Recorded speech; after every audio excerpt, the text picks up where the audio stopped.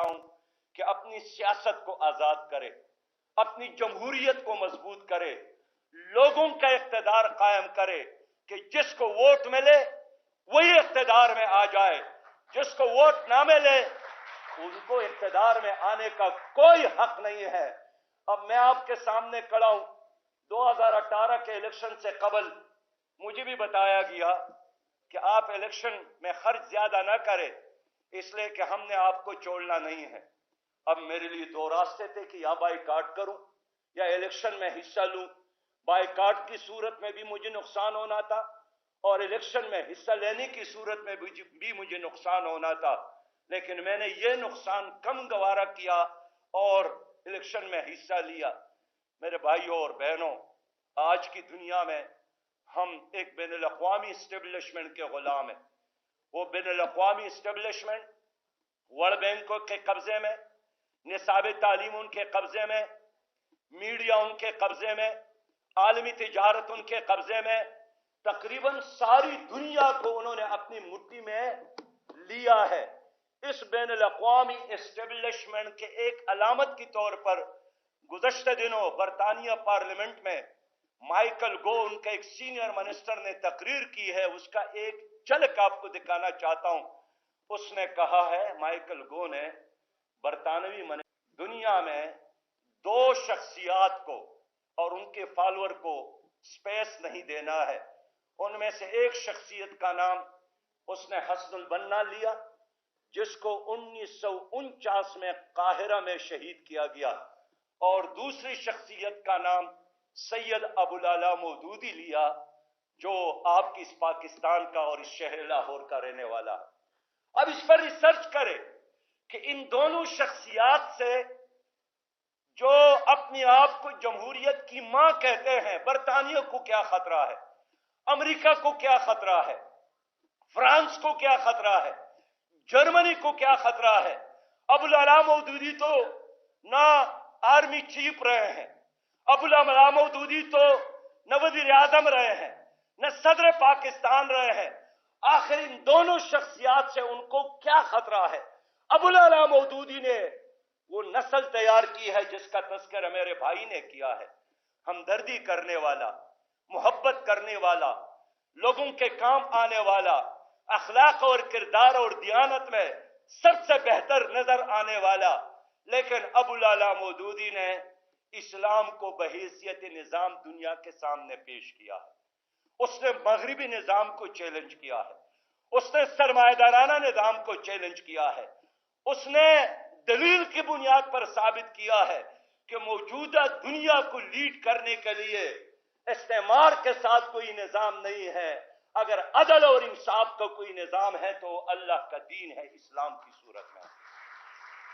میں اس لیے کہنا چاہتا ہوں اپنے طلبہ اور طالبات سے کہ مائیکل گو کے اس چیلنج کے بعد آپ لوگوں کو پڑھنا چاہیے سید مودودی کو، دینیات پڑھے، خطبات پڑھے، سلامتی کا راستہ پڑھے، تفہیم القرآن پڑھے کہ آخر کیا وجہ ہے کہ ایک آدمی کا جو قبر ہے وہ اشرا میں ہے اور اس سے ایک ایٹمی پاور برطانیہ، معاشی پاور برطانیہ کو اتنی تکلیف کیوں ہے کہ مائیکل گو نے اعلان کیا کہ ہم ان کو کسی لحاظ سے سپیس دینے کے لیے تیار نہیں ہیں۔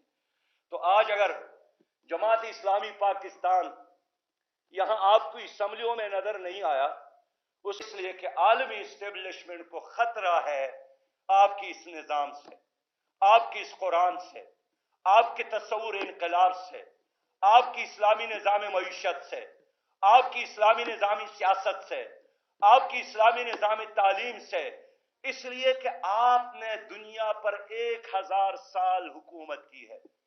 آپ نے مدینہ منورہ میں 30 سال خلافت راشدہ کے نظام کو چلایا ہے۔ آپ نے دنیا کو عدل اور انصاف کی روشنیوں سے نوازا ہے، لہذا استعمار نہیں چاہتا ہے کہ دوبارہ وہ امت برسر اقتدار آ جائے، کہیں بھی نہ آ جائے۔ 2.8 کروڑ ہمارے بچے تعلیمی اداروں سے باہر کیوں ہیں؟ پھر 5000 ارب یہاں سالانہ کرپشن کیوں ہوتی ہے؟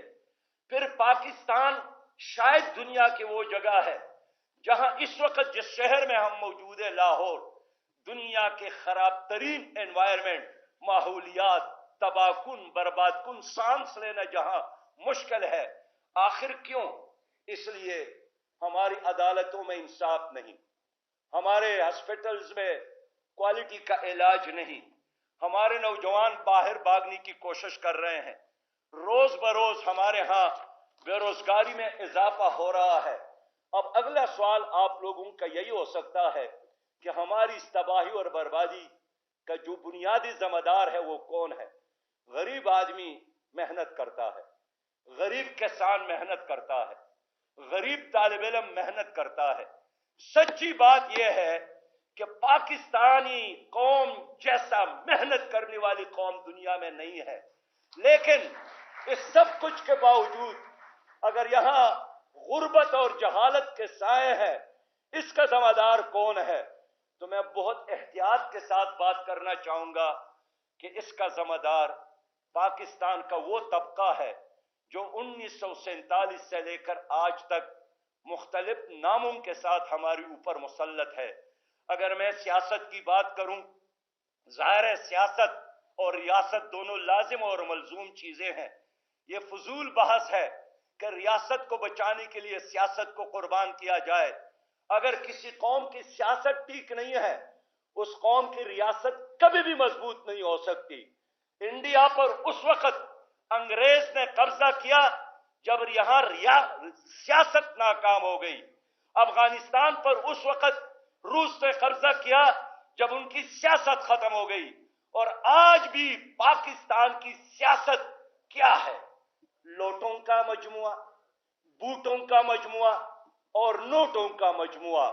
یہی نوٹوں کی سیاست ہے، بوٹوں کی سیاست ہے اور لوٹوں کی سیاست ہے۔ تو میں نئی نسل سے اپیل کرتا ہوں کہ اگر آپ نے لوٹوں اور بوٹوں اور نوٹوں کی سیاست سے اپنی قوم کو آزادی نہیں دلا دی تو اس قیادت کی موجودگی میں پاکستان 100 سالوں میں بھی ترقی نہیں کر سکتا۔